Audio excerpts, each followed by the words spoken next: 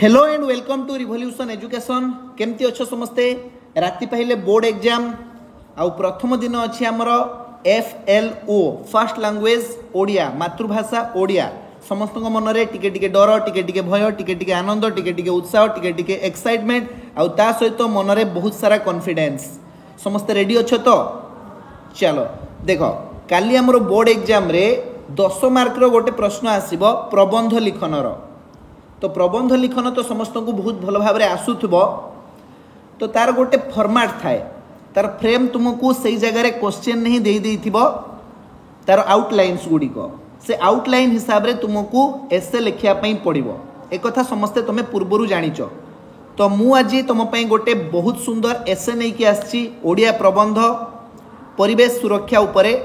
देखो एग्जाम रे एई क्वेश्चन तुमर बारंबार रिपीट हेची। तुमे जदि प्रीवियस ईयर क्वेश्चन को लक्ष्य करिवो ताहले परिवेश सुरक्षा किंबा परिवेश प्रदूषण किंबा परिवेश स्वच्छता उपरे क्वेश्चन तुमको मिली जिवो। तो एई जो एसेटी अछि ये बहुत important essay exam point of view रु आज आमे सिखिबा एई जो सुंदर एसेटे अछि बा रचनाटे अछि आमे केमिति लिखि परिबा परिवेश सुरक्षा। जदि तुमे स्टार्टिंग रु गोटे बहुत सुंदर कोटेशन दे दोउचो ना ताहले एसे रे तुमर चार चांद लगी जीवो, बहुत सुंदर लगिवो। जेमति कि परिवेश उपरे तुमे लिखि परिबो संस्कृत रे कहा जाए अस्माकं परितः जह दृश्यते सह परिवेशः। आम चतुपार्श्व रे जहाँ भी दृष्टिगोचर हुए ताहाकू परिवेश बोली कहा जाए। किंबा तुमे एमती लिखि परिबो परिवेश सुरक्षा जीवन रक्षा। नहेले तुमे एमती लिखि परिबो आम परिवेश आम संपद एहार सुरक्षा आम दायित्व। जहाँ भी तुमे जहाँ भी कोटेशन जानिच परिवेश विषय रे ताकू लिखि दे पारिबो, किछि असुविधा नहीं। तापरे तुमे उपक्रम लिखिबा आरंभ करिवो। उपक्रम रे तुमे कोन लिखिबो? देखो उपक्रम रे आमे लिखि परिबा परिवेश हेउची आम जीवन रो अत्यंत गुरुत्वपूर्ण अंश। परिवेश हेउची आम जीवन रो अत्यंत गुरुत्वपूर्ण अंश। एही पृथ्वी उपरे थिबा प्रत्येक प्राणी एवं उद्भिद परिवेश उपरे निर्भर करिथाए। किंतु आजिर এই आधुनिक जगत रे मनिषंकर अनियंत्रित कार्य कारण परिवेश प्रदूषित हेउची। एहा आम जीवन प्रणाली को मात्र नुहे समग्र पृथ्वी को भी गभीर संकट रे पकाई देइची। तो एहीपरि भाव रे आमे उपक्रम लिखि परिबा परिवेश सुरक्षा आमे काहे की करिबा काहे ना परिवेश नष्ट हो जाउची। आ परिवेश नष्ट होबार कारण कोन? एई मनिषर कार्यकलाप। मुख्यतः एई मनिषर कार्यकलाप पई ही परिवेश प्रदूषित हेउची। आउ मनिषर ही दायित्व हेउची से निजको रक्षा करिवो, निजको रक्षा करिवो आउ ता सहित अन्य पशुपक्षी जीवजंतु वृक्षलता एमानंकु मध्य रक्षा करिवो। काहे कि ना एगुडी को हेउचंती परिवेश रो अभिन्न अंग। आमे समस्ते परस्पर ऊपर निर्भरशील, ठीक अछि। तो एही परि भाव रे आमे गोटे उपक्रम को फ्रेम करि परिबा। तापरे देखो नेक्स्ट हमर जो रहुची आउटलाइन से होची परिवेश प्रदूषण रो कारण। परिवेश काहीकि प्रदूषित होता है? परिवेश सुरक्षा दिगरे सबुठारु बड़ बाधा हेउची परिवेश प्रदूषण। मनिषंकर अनावश्यक कार्य जेपरि अत्यधिक आधुनिकरण, जंगल काटिबा, प्रदूषित धुआं, प्लास्टिक व्यवहार इत्यादि हेउची प्रमुख कारण।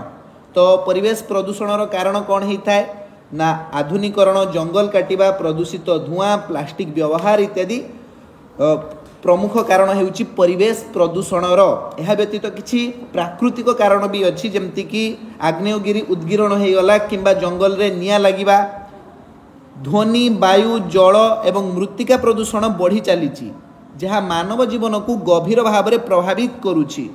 वृक्ष काटिबा और शिल्प जगत रे विकास पई अत्यधिक कार्बन डाइऑक्साइड बा अंगारकाम्ल बा तमे एठी CO2 भी लिखि दे परिबो ब्रैकेट रे अंगारकाम्ल गैस उत्पन्न हेउछि जहाँ ग्लोबल वार्मिंग रो प्रमुख कारण होई जाइछि। तो एठी वार्मिंग लिखिबो ग्लोबल वार्मिंग, ठीक अछि। वर्तमान में नेक्स्ट आउटलाइन को जिबा। देखो एठी परवर्ती आउटलाइन रहिछि परिवेश सुरक्षा पई उपाय।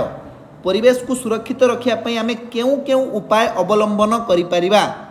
परिवेश सुरक्षा पई आमे निम्नलिखित उपाय गुडी को अवलंबन करिबा। प्रथमे देखो वृक्षरोपण, अधिक वृक्ष लगाइबा आवश्यक। एही उद्यम आमे व्यक्तिगत और सामाजिक भाव में नेबा उचित। द्वितीय हेउची प्लास्टिक व्यवहार कमाइबा, प्लास्टिक व्यवहार को कमई दबा। प्लास्टिक हेउची परिवेश रो एक मुख्य शत्रु। एही क्षेत्र रे पर्याय बाधित पदार्थ व्यवहार करिबा उचित। पर्यायबाधित पदार्थ माने सब्स्टिट्यूट्स प्लास्टिक रो सब्स्टिट्यूट माने जेमति कि प्लास्टिक बैग व्यवहार न करिकि ता बदल रे आमे कागजर बैग व्यवहार करि परिबा ठीक अछि। तापर देखो नेक्स्ट पॉइंट हेउची अपचय पुनश्चक्रीकरण। तो पुनश्चक्रीकरण रे कोन करा जाय इंग्लिश रे रिसाइक्लिंग कुहा जाय। देखो तमे इंग्लिश वर्ड भी सेठी यूज करि परिबो किछि असुविधा नाही।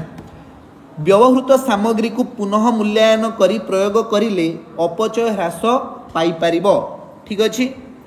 वर्तमान देखिबा प्रकृतिर संरक्षण बा प्रकृति को सुरक्षा प्रदान करिबा। जंगल एवं प्राणी जाति को सुरक्षित रखिबा आम समस्तंकर दायित्व। जल एवं वायु को शुद्ध रखिबा।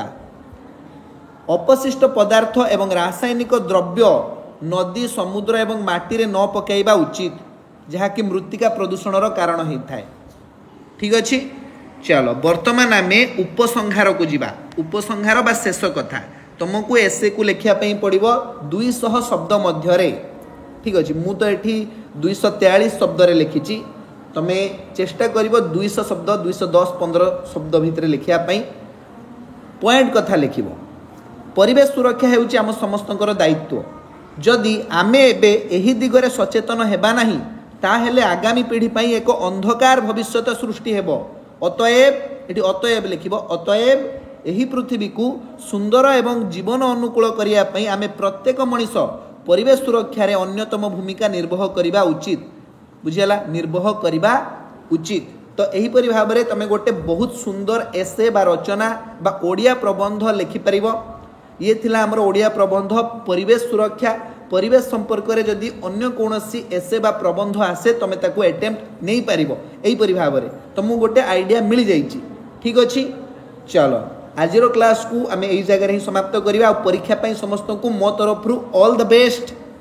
मो तरफरु भगवान को पाखरे प्रार्थना रहिबो जे समस्तंकर परीक्षा बहुत भलो हो। कालीर परीक्षा समस्तक जीवन रो सबुठारु बेस्ट परीक्षा हो।